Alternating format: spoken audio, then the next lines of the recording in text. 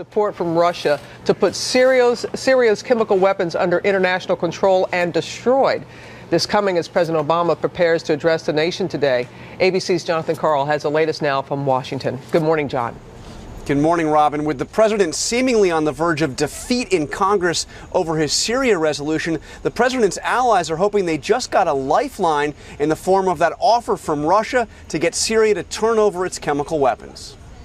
Even as the president prepares to address the nation tonight in a series of interviews Monday, including with ABC's Diane Sawyer, he opened the door to avoiding a strike. If Bashar al-Assad yields control of his chemical weapons to international authority, is military strike on pause? Absolutely, if in fact that happened.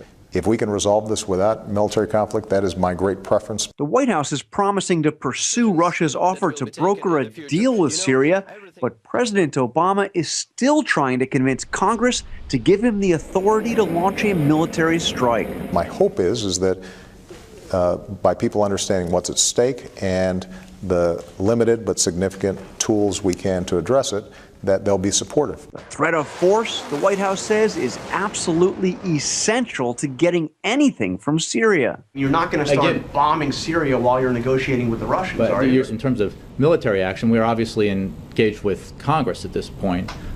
So while we have these discussions with the Russians and others, we will continue in the effort with Congress.